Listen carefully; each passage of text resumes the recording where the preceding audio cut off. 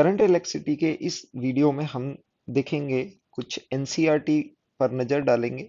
NCERT में किस तरह के क्वेश्चंस दे रखे हैं हमने, जैसे ड्रिफ्ट वेलोसिटी वगैरह की पढ़ी। उसके बाद हम एक मोबिलिटी कंसेप्ट देखेंगे कि चार्ज की मोबिलिटी क्या होती है, उसका इलेक्ट्रो करंट ट्रांसफर में क्या रोल होता है। उसके बाद हम ओम्स लॉ की लिमिटेशंस में देखेंगे।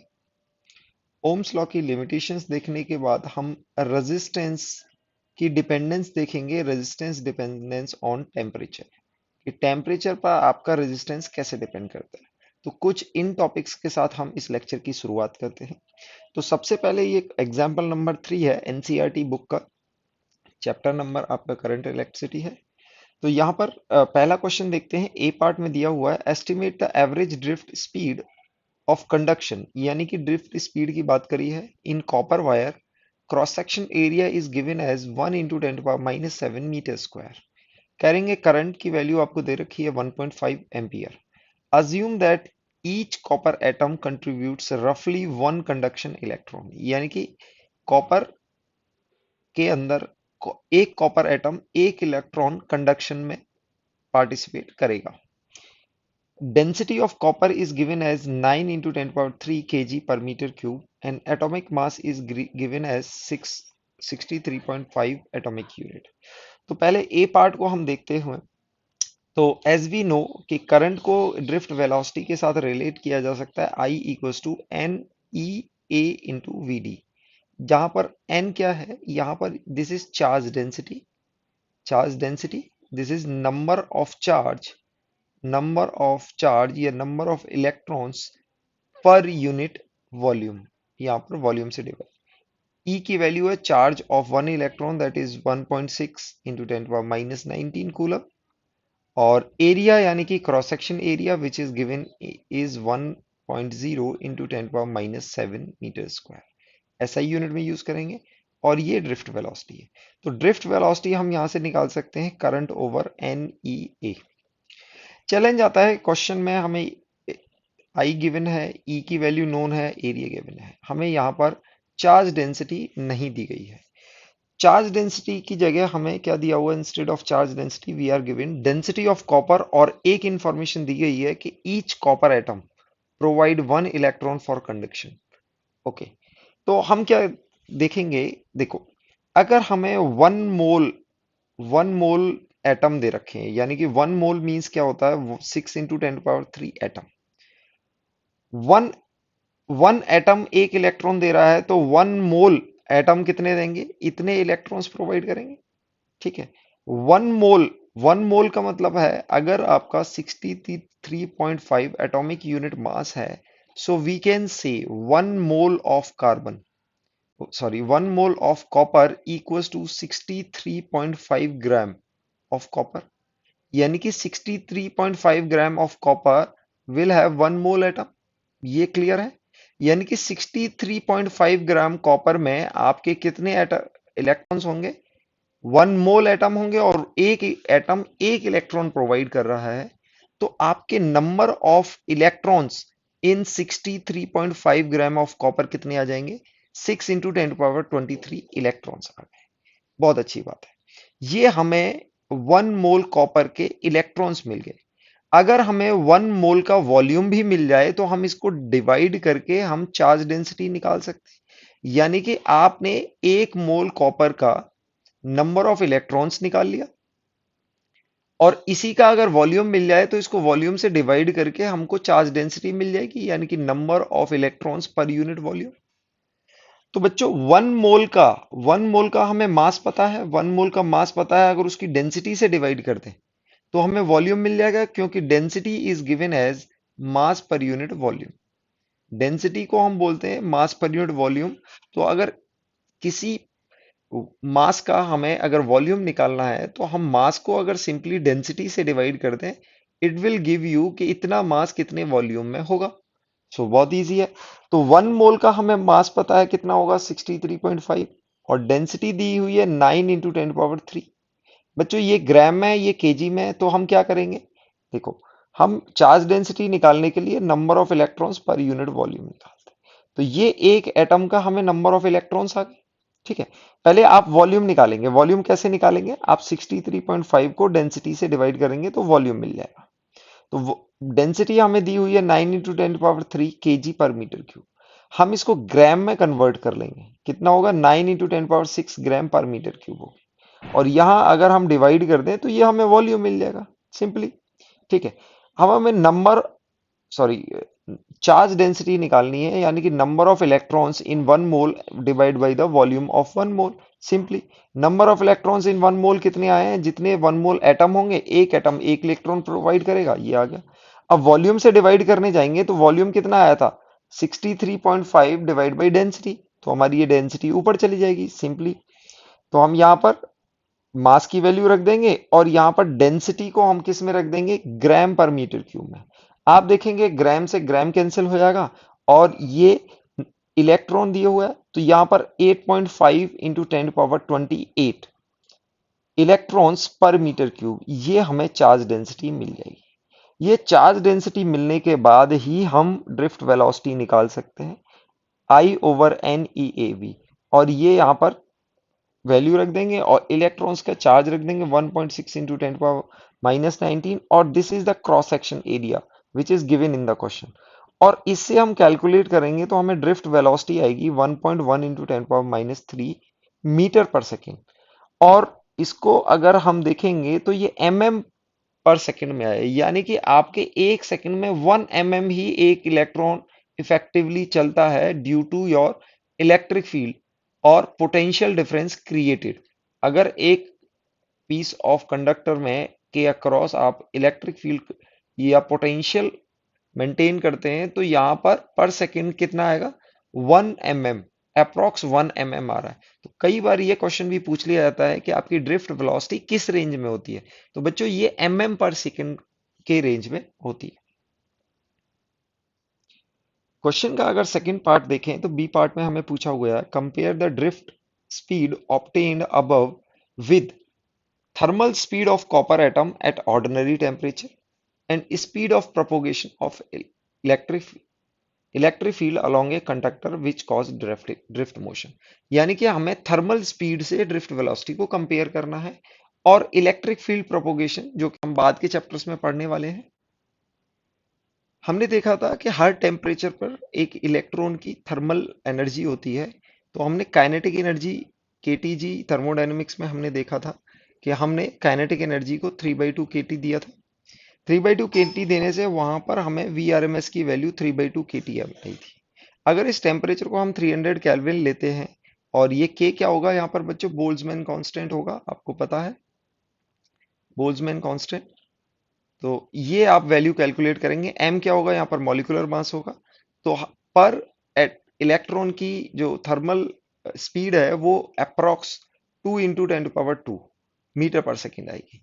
अब यहाँ पर अगर आप इसको ड्रिफ्ट वेलोसिटी से कंपेयर करें, जो कि आपकी आई है 1.1 पर सेकेंड, यानी कि 1.1 into 10 power -3 metre per second. इसको अगर कंपेयर करें, if you take the ratio of thermal speed over drift speed, so you will get it is approx 10 to the power 5। यानी कि यहाँ पर आपकी thermal speed is much much greater than your drift speed. तो drift speed जो electric field की वजह से ओरिजिनेट होती है, वो आपकी थर्मल स्पीड से बहुत ही कम होती है। दूसरा इसमें पूछा गया है कि speed of propagation of electric field. तो ये हम आगे के चैप्टर में जब हम इलेक्ट्रोमैग्नेटिक वेव्स पढ़ेंगे तो हम देखेंगे कि इलेक्ट्रिक फील्ड के प्रोपोगेशन स्पीड ऑफ लाइट से होता है, दैट इज 3 इंटू 10 पावर 8। अगर speed of propagation of electric field को हम ड्रिफ्ट वेलोसिटी से कंपेयर करते हैं तो उन दोनों का रेशियो आता है 10 पावर 11। यानी कि speed of propagation of electric field बहुत ही ज्यादा है आपकी ड्रिफ्ट वेलोसिटी से। यानी कि एक कंडक्टर पीस ऑफ वायर अगर लें और यहाँ पर एक पोटेंशियल डिफरेंस क्रिएट करें, तो यहाँ पर इलेक्ट्रिक फील्ड प्रोपोगेशन, इसमें इलेक्ट्रिक फील्ड बहुत जल्दी प्रोपोगेट कर जाएगा एज कंपेयर टू इलेक्ट्रॉन का मूवमेंट। इलेक्ट्रॉन का मूवमेंट बहुत ही स्लो होगा as compare to electric field.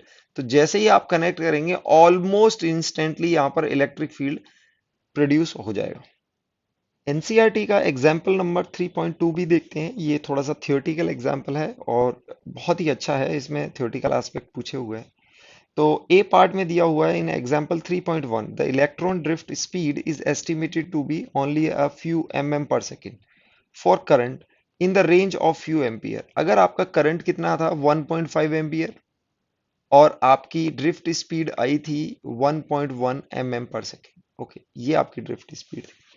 So how then the current is established almost instantly in a closed circuit?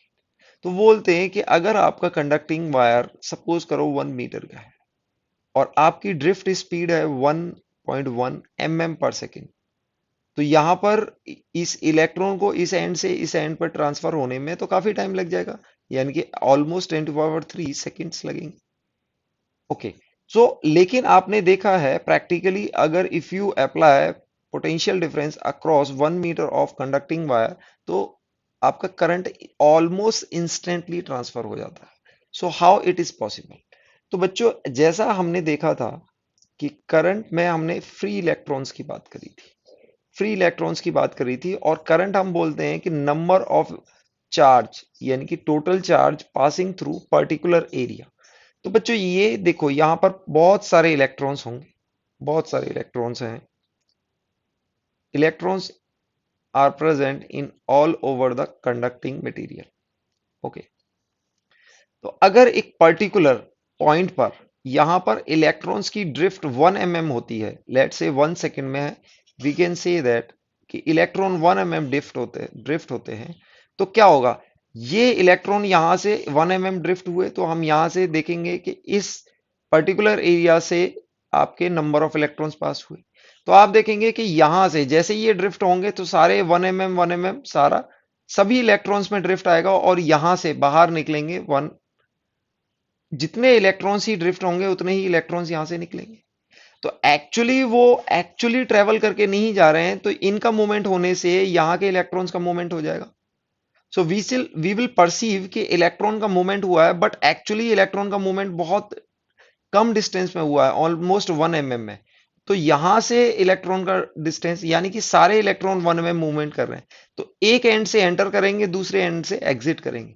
तो एक्चुअली हमारा जो इलेक्ट्रॉन है वो पूरी लेंथ ट्रेवल नहीं कर रहा है, but it is displacing a little distance only. So यहां से क्या होगा, इफेक्टिवली यहां से भी उतने ही इलेक्ट्रॉन आएंगे और we will get the flow of electrons. तो इस तरह से करंट फ्लो होता है। सेकेंड पार्ट हम देखते हैं। सेकेंड पार्ट में दिया हुआ है electron drift arises due to the force experienced by electron in the electric field inside the conductor, but the force should cause the acceleration. ये बोल रहे हैं कि जब आपने इलेक्ट्रिक फील्ड लगाया है, इलेक्ट्रिक फील्ड इंड्यूस किया है, let's say this is your electric field and electrons are moving opposite to the electric field. Okay, so it should produce a acceleration rather than speed. तो होता क्या है बच्चों, आप देखेंगे कि अगर आपके पास इलेक्ट्रॉन्स है तो हमने ये नहीं बोला था कि इलेक्ट्रॉन्स का इलेक्ट्रिक फील्ड के ऑपोजिट डायरेक्शन में स्ट्रेट अवे हो जाएगा। They are moving randomly, random motion होता है इनका। तो रैंडम जब मोशन होता है and they are going under several number of collisions, तो जैसे ही आप देखेंगे एक पॉइंट से दूसरे पॉइंट पर इसे कोलिजन हो रहा होता है, तो क्या होता है कि रेदर देन स्ट्रेट लाइन ये थोड़ा सा कर्व में मूव करेगा, ठीक है ना। इसके बाद इसकी थोड़ी सी ड्रिफ्ट होगी, एक कोलिजन और दूसरे कोलिजन में थोड़ी सी ड्रिफ्ट होगी। ओके, फिर क्या होगा, जैसे ही ये कोलाइड होगा it will lose the momentum and इसकी वेलोसिटी ट्रांसफर हो जाएगी। तो फिर again it will move in different direction. तो क्या होगा कि एक्चुअली इसको एक्सेलरेशन ना प्रोवाइड करके इसके due to number of collision एक पॉइंट से दूसरे पॉइंट में वो कोलाइड होता रहता है, बार बार उसकी वेलोसिटी जीरो और चेंज होती रहती है। तो हमारा क्या होता है कि दो कोलिजन्स के बीच में बहुत ये कोलिजन टाइम होता है, टाओ जिसको बोलते हैं, tau is the collision time. तो इसमें effectively it's a very short time. इसमें क्या होता है, एक वेलोसिटी प्रोवाइड करता हो, और हम वीडी को भी लिख सकते हैं कि force by mass, electric field की फोर्स होती है e by m by mass into tau. कुछ लोग इस टर्म से भी आपकी वीडी को भी लिखते हैं। तो वीडी क्या होती है, ड्यूरिंग दिस शॉर्ट इंटरवल यहां पर एक्सेलरेशन तो आता है लेकिन इफेक्टिवली एक ड्रिफ्ट आती है। तो रेदर देन कंटिन्यूअस एक्सेलरेशन, यानी कि कंटिन्यूअस फ्री इलेक्ट्रॉन तो है नहीं, इसके नंबर ऑफ बहुत सारे कोलिजन हो रहे हैं। तो दो कोलिजन के बीच में एक स्लाइट डिस्टेंस होता है, तो वहां पर हम एवरेज वेलोसिटी की बात करते हैं, ड्रिफ्ट स्पीड की बात करते हैं, क्योंकि उसकी क्या हो रहा होता है, बार बार उसकी स्पीड जीरो हो रही होती है। थर्ड क्वेश्चन पर मूव करते हैं। If electron drift speed is so small then electron charge is small. वो बोल रहे हैं कि वीडी भी स्मॉल है और आपका ई भी स्मॉल है, तो करंट कैसे आता है? तो करंट की वैल्यू क्या होती है, n into e into A into v d. तो Vd is small and I की E की वैल्यू भी बहुत स्मॉल है, 10⁻⁻90। Then how come we are getting a large current in a conducting wire? So the responsibility is on the charge density। तो ये आपकी charge density almost 10⁻28 29 के आसपास होती है, ये हमने देखा था। तो इट्स अ ह्यूज, ये बहुत ज्यादा होती है एज कंपेयर टू आपका charge on electron and drift velocity. So this is responsible for large current flowing in the conductor. Fourth D part में दिया हुआ है, electron drift in a metal from lower to higher potential, does it mean all free electrons of metal are moving in the same direction? तो बच्चों आपको पहले पता है कि ये इलेक्ट्रॉन इलेक्ट्रिक फील्ड की वजह से सेम डायरेक्शन में मूव नहीं कर रहे होते हैं। Electrons are moving, all electrons are moving in zigzag random motion, but उनका जो मोशन होता है वो एक, और जो उनका नेचुरल मोशन था उससे थोड़ा सा ड्रिफ्ट हो जाता है। तो अगर ये नंबर ऑफ कोलिजन हो रहे हैं तो ये क्या होगा, इलेक्ट्रॉन्स की इलेक्ट्रिक फील्ड की वजह से, इलेक्ट्रिक फील्ड अगर आपका इस डायरेक्शन में है तो इलेक्ट्रॉन ये डिफरेंट कोलिजन के बाद एक स्लाइट एक ड्रिफ्ट आ जाता है इसमें। तो they are not moving in the same direction but they are moving in the random direction, but they are drifted in the same direction. इनको एक ड्रिफ्ट मिलेगी। Next topic is mobility. हम study करते हैं mobility. Mobility is the charge. Charge की mobility कितनी है, कितनी किसी भी मटेरियल में चार्ज मोबाइल कितना है, तो इसको हम कैसे मेजर करते हैं? इसको म्यू एक सिंबल होता है, दिस रिप्रेजेंट्स द मोबिलिटी, और म्यू को डिफाइन किया जाता है drift velocity by electric field. और इसकी एसआई यूनिट आप देख रहे हैं, ड्रिफ्ट वेलोसिटी की क्या होती है, मीटर पर सेकेंड, और इलेक्ट्रिक फील्ड की आप वोल्ट पर मीटर आप कर सकते हो, वोल्ट पर मीटर। तो आपके पास ये आ जाएगा मीटर स्क्वायर पर सेकेंड डिवाइड बाई वोल्ट, तो आप इसको लिख सकते हैं मीटर स्क्वायर वोल्ट सेकेंड। तो ये आपकी एसआई यूनिट आ जाती है, कई बार ये भी पूछी जाती है, इट्स वेरी इंपॉर्टेंट। तो आप इसको याद कर लें कि मोबिलिटी की एसआई यूनिट क्या होगी। फिर बात आती है हमारी मोबिलिटी का फॉर्मूला क्या आएगा। तो बच्चों हमने एक ड्रिफ्ट वेलोसिटी के बारे में स्टडी किया था, और वीडी को हमने लिखा था that is l by tau, और एल को आप ही को याद होगा, हमने बोला था this is e by m acceleration into tau square. ये एल आया था और हमने टाओ से डिवाइड किया था, so we were getting this e into 2m into tau. ये हमारा आ रहा था, ये ड्रिफ्ट वेलोसिटी आ रही थी। लेकिन आप देखेंगे सेवरल बुक्स में उन्होंने एल बाई टाउ नहीं लिया हुआ है, उन्होंने बोला हुआ है drift velocity is nothing but initial velocity plus acceleration into tau. Initial velocity बोलते हैं कि हर कोलिजन के बाद उसकी वेलोसिटी जीरो हो रही है, तो drift velocity is acceleration is force over mass into tau. तो एक्चुअली इस फॉर्मूले में भी थोड़ी सी एम्बिग्विटी है, एच सी वर्मा जी ये फॉर्मूला यूज करते हैं, लेकिन हमारी एनसीईआरटी में ये फॉर्मूला यूज किया हुआ है ड्रिफ्ट वेलोसिटी का। सो अगर आपके एग्जाम में आए जेई मेंस में, या मतलब बाय द वे ये आपको टाओ के फॉर्म में इलेक्ट्रिक फील्ड और मास के फॉर्म में जनरली ड्रिफ्ट वेलोसिटी नहीं पूछी जाती है, बट एच सी वर्मा जी बोलते हैं कि ये क्वांटम फिनोमेना है, this is also approximation and this is also approximation, both are equally incorrect, both are equally correct, so there is no correct और incorrect, दोनों ही equally incorrect हैं, दोनों ही equally incorrect हैं। this is just a approximation क्योंकि it's all together a quantum phenomena। जब हम semiconductors वगैरह पढ़ेंगे तब देखेंगे कि ये क्वांटम फिनोमेना कैसा होता है, कि वैलेंस बैंड से कंडक्शन बैंड में इलेक्ट्रॉन ट्रांसफर करते हैं तब कंडक्शन होता है, ठीक है। सो बट अगर हमें इस टर्म में पूछ लिया जाए कि एग्जैक्ट आप collision time, electric field, electric charge और मास के टर्म्स में अगर ड्रिफ्ट वेलोसिटी बताएं, तो हम ये वाला फॉर्मूला यूज करेंगे कि because the reference is NCERT. NCERT में हमारा गिवन ये है, तो we will use this formula. तो आप देखेंगे इस फॉर्मूला का यूज करते हुए आपकी म्यू की वैल्यू आप लिख सकते हैं, this is v d by e, और वी डी को आप लिख सकते हैं this is force upon mass into tau divide by electric field. Electric field से इलेक्ट्रिक फील्ड कट जाएगा और आपका ये फॉर्मूला आपका मोबिलिटी का आ जाएगा। तो बच्चों आपने कंफ्यूज नहीं होना है, अगर टाउ के टर्म्स में आपकी ड्रिफ्ट वेलोसिटी पूछी है तो ये फॉर्मूला है। तो मोबिलिटी का फॉर्मूला आपके पास आ जाता है ई टाउ बाई एम। यहां पर ई क्या है, charge on one electron that is 1.6 into 10⁻⁹ coulomb. Tau की वैल्यू आपको कोलिजन टाइम पर डिपेंड करती है। कोलिजन टाइम यानी कि average time between two collision, and this m is the mass of electron, mass of electron.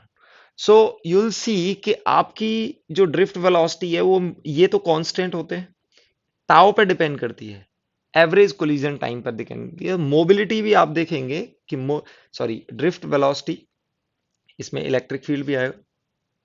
सो आपकी mobility is e tau by m. तो आपकी मोबिलिटी मोर और लेस आपके किस पर डिपेंड कर रही है, टाउ पर डिपेंड कर रही है। टाउ पर यानी कि एवरेज कोलिजन टाइम, और average collision time number of charge density पर भी डिपेंड करेगा और टेम्परेचर पे भी डिपेंड करेगा। तो आपको अगर कोलिजन टाइम और टाउ की और टेम्परेचर की बात करें तो जैसे ही हम टेम्परेचर बढ़ाते हैं तो आपने देखा जो स्पीड, थर्मल स्पीड थी वो क्या थी हमारी, 3 kT/m, 3 kT/m है। तो हम क्या करेंगे कि टाउ को अगर आप इंक्रीज करते हैं, सॉरी टेम्परेचर को इंक्रीज करते हैं तो आपकी थर्मल स्पीड इंक्रीज हो जाएगी। थर्मल स्पीड इंक्रीज होगी तो आपका क्या होगा, टाउ डिक्रीज होगा। टाउ डिक्रीज होगा, टाउ डिक्रीज होगा तो आप कह सकते हो मोबिलिटी आपकी डिक्रीज हो जाएगी। तो एक कंडक्टर्स के अंदर, inside the conductor, this is all about conductors की बात कर रहे हैं। कंडक्टर्स में अगर हम देखें, टेम्परेचर इंक्रीज करने से थर्मल स्पीड इंक्रीज करेगी, थर्मल स्पीड इंक्रीज करने से आपकी, सॉरी थर्मल स्पीड इंक्रीज करने से आपका क्या होगा, टाइम इंक्रीज होगा। क्योंकि थर्मल स्पीड से आप जो टाइम निकालेंगे, टाउ को आप ऐसे कह सकते हो lambda, mean free path over thermal speed, ये कह सकते हो। ये आपका टाइम आ जाएगा। तो जैसे ही आपकी थर्मल स्पीड इंक्रीज करती है तो आपका टाउ क्या करता है, डिक्रीज करता है। टाउ डिक्रीज करता है तो इस फॉर्मूले से आप देखेंगे मोबिलिटी डिक्रीज करेगी। और मोबिलिटी को आगे हम देखेंगे, it is related to the resistance, क्योंकि मोबिलिटी ही कंडक्टिविटी और कंडक्टेंस बताती है। It is inversely proportional to the resistance.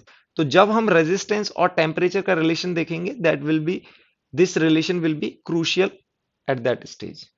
Mobility के ऊपर एक क्वेश्चन हाँ हमें गिवन है, यहाँ पर पूछा हुआ है, a charge particle having a drift velocity, सीधे आपको ड्रिफ्ट वेलोसिटी दे रखी है, इलेक्ट्रिक फील्ड दे रखा है, मोबिलिटी पूछी हुई है। तो बच्चों इससे सिंपल क्वेश्चन क्या हो सकता है, आपको बस मोबिलिटी का फॉर्मूला याद रखना है। और मोबिलिटी का फॉर्मूला क्या होता है बच्चों, drift speed over electric field. Drift speed आपको गिवन है 7.5 इंटू 10⁻⁴। तो बच्चों ये क्वेश्चन जो पूछे जाते हैं, सिर्फ फॉर्मूला आपको रिकॉल कर सकते हैं कि नहीं, आपको याद है, पढ़ के आए हैं कि नहीं, ये आपके चेक किया जाता है, वोल्ट पर मीटर। ओके, तो आप इसको देखेंगे, आपकी मोबिलिटी क्या आ जाएगी, मोबिलिटी की जो यूनिट है, it is not in the option, option में नहीं है, सिर्फ न्यूमेरिकल वैल्यू है। तो आप देखेंगे it will be around 2.5 into 10⁻⁶, ये मोबिलिटी आ जाएगी। अगर इसकी देखें तो मीटर स्क्वायर वोल्ट पर वोल्ट सेकंड इसकी यूनिट आएगी। तो आपका ऑप्शन बी हो जाएगा। सिंपली आपको ये फॉर्मूला याद रखना है और आपका आंसर हो जाएगा। मोबिलिटी के ऊपर जनरली क्वेश्चन, ड्रिफ्ट वेलोसिटी या मोबिलिटी से रिलेटेड जो भी क्वेश्चन हो वो जनरली फॉर्मूला बेस्ड होते हैं। तो ये क्वेश्चन देखते हैं, ये जेई मेंस 2019 में पूछा गया है। और इसमें आप देखेंगे कि आपको दिया हुआ है current of 5 ampere passes through a copper conductor, resistivity दी हुई है and radius of cross section, यानी कि आपको एरिया गिवन है और करंट गिवन है और रेजिस्टिविटी गिवन है। ओके, और मोबिलिटी के लिए ड्रिफ्ट वेलोसिटी भी गिवन है। मोबिलिटी का फॉर्मूला होता है drift velocity by electric field. Okay, अब ड्रिफ्ट वेलोसिटी तो आपको स्ट्रेट अवे गिवन है, ये आपको गिवन है ये 1.1 इंटू 10⁻⁻3। बट चैलेंज आता है कि यहां पर इलेक्ट्रिक फील्ड कैसे निकालना है। तो जब भी आपको रजिस्टिविटी दिखे तो आपको ओम्स लॉ की हेल्प लेनी पड़ेगी, यानी कि आपको ये फॉर्मूला आपको याद आना चाहिए। जब भी रजिस्टिविटी या कंडक्टिविटी से रिलेट करते हैं तो go to the Ohm's law. और जैसे ही इसको जे लिखेंगे तो अभी आपको क्लियर हो जाएगा, यहां से इलेक्ट्रिक फील्ड आ जाएगा। आप इसको क्या लिखेंगे, current density is this, and sigma नीचे आ गया। और यहां पर सिग्मा क्या होता है, ये कंडक्टिविटी होती है। तो इसको आप क्या लिख सकते हो, 1/रेजिस्टिविटी। So this will give you E equals to I, और 1/सिग्मा को आप रेजिस्टिविटी लिखोगे अपॉन एरिया। तो यहां पर देखो आई की वैल्यू भी है, रेजिस्टिविटी भी है, एरिया भी है। तो अब आप इलेक्ट्रिक फील्ड को रिप्लेस कर सकते हो, यानी कि आपकी म्यू की वैल्यू, मोबिलिटी की वैल्यू क्या आएगी, over drift speed over electric field. और इलेक्ट्रिक फील्ड को रिप्लेस करेंगे आप करंट इंटू रेजिस्टिविटी, और एरिया ऊपर चला जाएगा। अब आपने वैल्यू डालनी है, कैलकुलेशन करनी है। डिफरेंट ड्रिफ्ट वेलोसिटी है -3 मीटर पर सेकेंड, और यहां पर एरिया दे रखा है, यानी कि रेडियस दे रखा है, आप इसको लिखोगे πr², और आर की वैल्यू है 5 mm, देन 10⁻³ होल स्क्वायर। ये आपका एरिया आ गया। करंट की वैल्यू 5 एम्पियर दे रखी है, और रजिस्टिविटी सब एसआई यूनिट में दे रखे हैं, तो आपको सिर्फ रेडियस चेंज करना पड़ेगा आपको, ओम मीटर। ये रजिस्टिविटी दे रखी है। आप सिंपली इसको कैलकुलेट करेंगे and you will gate 1.0 in approx volt second. तो अप्रोक्स 1.0 के आसपास आएगी, तो your option will be D. तो आपने ये देखना है कि जब भी रजिस्टिविटी की बात करें तो आपने ओम्स लॉ की हेल्प लेनी है, J equals to sigma into E. Next question देखें। नेक्स्ट क्वेश्चन यहां पर पूछा हुआ है, drift speed of electron when current is 1.5 ampere and current flowing in a copper wire, cross section is 5 mm square. यानी कि आपको करंट की वैल्यू दी हुई है 1.5 एम्पियर, और यहाँ पर रेडियस यानी कि एरिया दिया हुआ है 5 mm स्क्वायर। आप इसको एसआई यूनिट में कन्वर्ट कर लेंगे, 5 इंटू 10⁻⁻6 मीटर स्क्वायर। ओके, यहाँ पर आपको करंट डेंसिटी दी हुई है, सॉरी चार्ज डेंसिटी दी हुई है 9 into 10⁻28 per metre cube. Okay, SI unit में अगेन ई की वैल्यू भी आपको गिवन है 1.6 इंटू 10⁻⁻19 कूलम। तो अब यहां पर सिर्फ आपको ड्रिफ्ट वेलोसिटी पूछी हुई है। ड्रिफ्ट स्पीड की फॉर्मूला आप जानते हैं कि I equals to n e into A into v d. तो सिंपली यहां से वी डी निकालने के लिए आप क्या करेंगे, I अपॉन एन ई ए, ये सारी वैल्यूज डाल देंगे। I दिया हुआ है 1.5 एम्पियर, एन की वैल्यू दी हुई है 9 इंटू 10⁻28, ई की वैल्यू 1.6 इंटू 10⁻⁻19, एंड ए की वैल्यू आपको 5 इंटू 10⁻⁻6 मीटर स्क्वायर। ये वैल्यू डालेंगे और आपको यहां से ड्रिफ्ट वेलोसिटी आ जाएगी 0.0। एक्चुअली इन्होंने mm/सेकंड में पूछा है, तो आपकी ड्रिफ्ट वेलोसिटी आएगी 0.02 mm/सेकंड। तो आपने ये ड्रिफ्ट वेलोसिटी निकालनी है। तो इसमें स्ट्रेट अवे दिया हुआ है, इसमें कोई भी मैनिपुलेशन नहीं करनी है, सीधे आपने वैल्यूज निकाल के आंसर निकालना है। नेक्स्ट क्वेश्चन में दिया हुआ है यहाँ पर आपको, when 5 volt potential difference is applied across a wire of length दी हुई है, ड्रिफ्ट स्पीड दी हुई है 2.5 into 10⁻⁻4, electron density is this, then find the resistivity of the material. तो बच्चों जैसे ही रेजिस्टिविटी की बात आए, जैसे ही रेजिस्टिविटी और कंडक्टिविटी आती है, go to the Ohm's law. तो यहां से हम ओम्स लॉ यूज करेंगे, J equals to sigma E, यहां पर यूज करेंगे। अब यहां पर J नहीं दिया हुआ है, आपको क्या दिया हुआ है, करंट भी नहीं दिया हुआ है, यहां पर सिर्फ पोटेंशियल डिफरेंस दिया हुआ है। सो आप इसको क्या लिखेंगे, आप इसको लिखेंगे I ओवर A, सिग्मा को नीचे ले आएंगे तो ये आपका इलेक्ट्रिक फील्ड हो जाएगा। यहां पर इलेक्ट्रिक फील्ड नहीं दिया हुआ है, पोटेंशियल डिफरेंस दिया हुआ है, तो पोटेंशियल डिफरेंस और लेंथ से हम V/L लिख सकते हैं। अब यहां पर करंट नहीं गिवन है, एरिया नहीं गिवन है, आपको सिग्मा यानी कि 1 रेजिस्टिविटी गिवन है, चार्ज डेंसिटी गिवन है। तो यहां पर बच्चों एक और हेल्प लेंगे, ये आपको ये फॉर्मूला यूज करेंगे, n e A into v d. ये रिप्लेस करेंगे तो आपके पास आ जाएगा V/L equals to I by A. V क्या है यहाँ पर? Potential difference per unit length, यानी कि इलेक्ट्रिक फील्ड हो गया, अपॉन कंडक्टिविटी। तो ये रेजिस्टिविटी बन जाएगा, 1/सिग्मा इज रेजिस्टिविटी। करंट को आप रखेंगे N e A into drift velocity और ए से डिवाइड कर देंगे, तो आप देखेंगे एरिया विल कैंसिल आउट। अब आप देखेंगे आपको पोटेंशियल डिफरेंस गिवन है, तो आपको क्या निकालना है? ड्रिफ्ट वेलोसिटी निकालनी है। तो potential difference upon resistivity n into A और यहां पर लेंथ, ये आपको ड्रिफ्ट स्पीड देगा। अच्छा क्वेश्चन है, इसमें आपने दो फॉर्मूला का फ्यूजन करके इन्होंने पूछा हुआ है। तो यहां से आप सिंपली अब वैल्यू रख देंगे। पोटेंशियल दे रखा है आपको 5 वोल्ट, रेजिस्टिविटी आपको दे रखी है, resistivity is given I suppose, okay, resistivity is ask, यहाँ पर रेजिस्टिविटी पूछी हुई है और ड्रिफ्ट वेलोसिटी दी हुई है। तो यहां से रेजिस्टिविटी आप निकाल लेंगे, potential upon drift velocity n into A into L.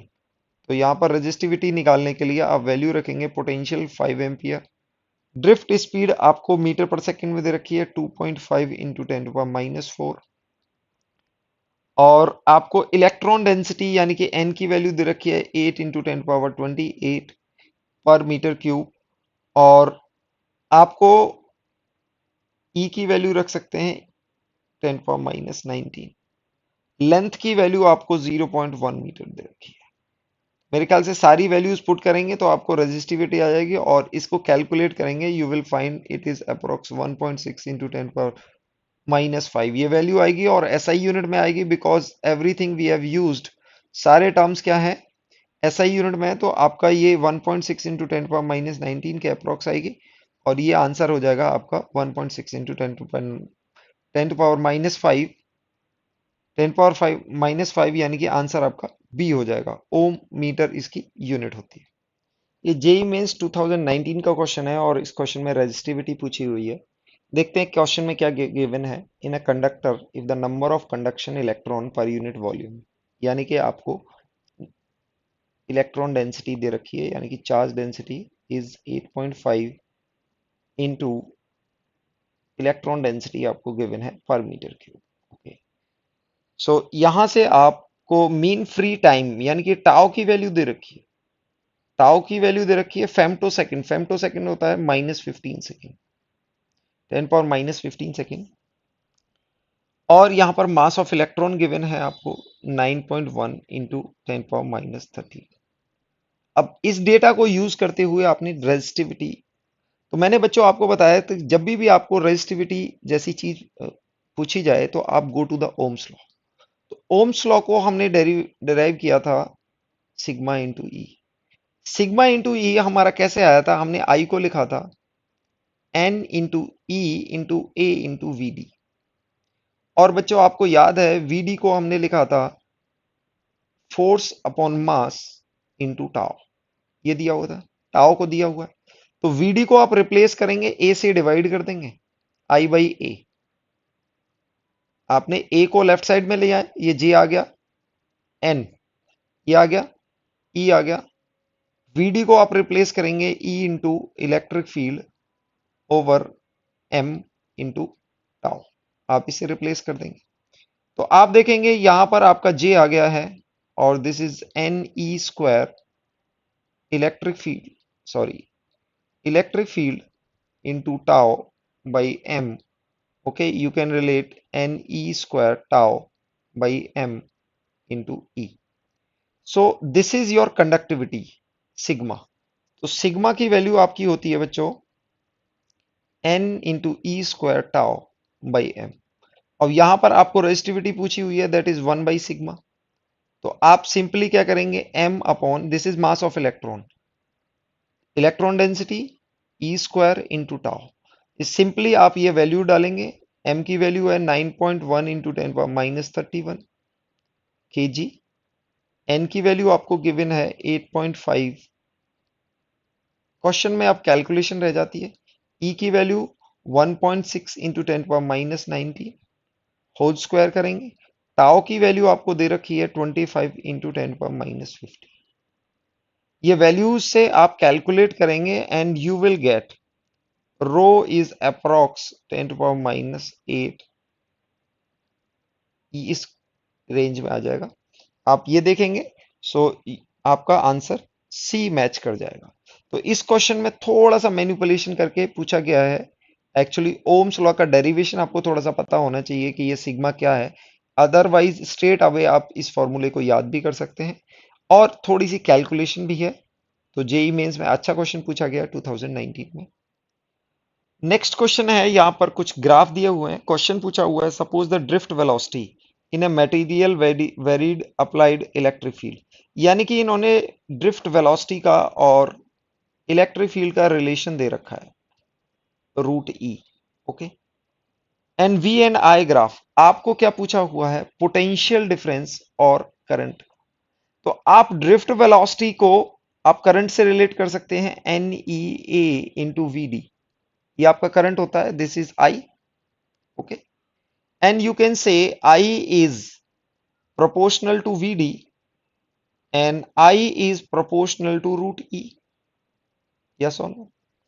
अब देखो इलेक्ट्रिक फील्ड कंडक्टर के अंदर हम इलेक्ट्रिक फील्ड को लिख सकते हैं पोटेंशियल डिफरेंस अपॉन लेंथ, तो current will be proportional to potential difference upon length. तो यानी कि आपके पास एक रिलेशन आ जाएगा कि root of potential difference is proportional to the current. तो ये आपको वाई एक्सिस पे दे रखा है, ये आपको एक्स एक्सिस पे दे रखा है, तो आपके पास रिलेशन आ जाएगा root y proportional to x, यानी कि y is proportional to x square, ये आपके पास रिलेशन आ जाएगा। तो y equals to x square, तो इस रिलेशन के अकॉर्डिंग आपका आंसर सी हो जाएगा। Y equals to x square का आप ग्राफ देख सकते हैं, सी कुछ y equals to x square का ग्राफ है, so your answer will be C. Ohm's law की स्टडी करने के बाद हम देखते हैं लिमिटेशन ऑफ ओम्स लॉ, यानी कि कौन कौन सी ऐसी लिमिटेशन है जहां पर ओम्स लॉ वैलिड नहीं होता है। So in general by and large आपका ओम्स लॉ मोस्टली मटेरियल के लिए ओम्स लॉ वैलिड होता है, but there are certain materials those do not follow obey those do not obey Ohm's law, यानी कि वो ओम्स लॉ को follow नहीं करते हैं। यहाँ पर आप लेफ्ट में एक फिगर देखेंगे, एनसीईआरटी की फिगर है, यहाँ पर देखा गया है कि V वर्सेस I है। जैसे आप I को इंक्रीज करते हैं, this solid line represent the actual behaviour, और ये प्रोपोर्शनलिटी लाइन है। तो जैसे I की वैल्यू आप इंक्रीज करते हैं, तो ये प्रोपोर्शनल रिलेशन से थोड़ा सा डिस्ट्रैक्ट करता है, यानी कि थोड़ा सा डेविएट करता है। तो यहाँ पर V इज एक्चुअली प्रोपोर्शनल नहीं रहता है, तो यहाँ पर क्या होता है, जैसे आई की वैल्यू इंक्रीज करें तो वी के प्रोपोर्शनल नहीं रहता है और डिफरेंट रिलेशन जाता है। ओके, अगर आप डायोड जैसे डिवाइसेस यूज करते हैं, तो डायोड में क्या होता है कि डायोड में अगर एक डायरेक्शन में आप एक पोटेंशियल डिफरेंस क्रिएट करते हैं, उसके करस्पॉन्डिंग कुछ करंट आता है। अगर इसी पोटेंशियल डिफरेंस की आप पोलैरिटी डिफरेंट करें, तो दूसरे डायरेक्शन में करंट की वैल्यू ऑल टुगेदर डिफरेंट होती है। यानी कि हम बाद में लेटर चैप्टर्स में पढ़ेंगे कि जब डायोड फॉरवर्ड वाइज होता है तो करंट और वी का ग्राफ कुछ अलग तरह से डिफरेंट होता है, और अगर हम उसको रिवर्स बाइस में करें, यानी कि पोटेंशियल का हम पोटेंशियल डिफरेंस जो अप्लाई कर रहे हैं उसका डायरेक्शन अगर रिवर्स कर देते हैं, तो वो कुछ एक्चुअली डिफरेंट बिहेवियर ही फॉलो करता है। तो आप ये देखेंगे, ये फॉरवर्ड बाइस का है, ये रिवर्स बाइस का है। So there are certain material जो ओम्स लॉ फॉलो नहीं करते। दूसरा, कुछ ऐसे मटेरियल होते हैं कि एक जैसे आपने वोल्टेज बढ़ाया तो करंट इंक्रीज हो रहा है, एक पर्टिकुलर वैल्यू के बाद क्या होगा, करंट डिक्रीज कर रहा है। तो आप देख रहे हैं कि एक डिफरेंट वोल्टेज के लिए करंट की सेम वैल्यू आ रही है। तो यहां पर ये देखेंगे, यहां पर अलग कर्व आ रहा है, ये प्रोपोर्शनलिटी पॉजिटिव यानी कि स्लोप है, यहाँ पर v को इंक्रीज करते हुए i इंक्रीज हो रहा है, लेकिन आप डिफरेंट वैल्यू पे यहाँ पे देखिए v इंक्रीज करने में, तो यहाँ पर आप देखेंगे दो अलग अलग पॉइंट पे डिफरेंट बिहेवियर है i के साथ। तो ये भी एक लिमिटेशन होती है।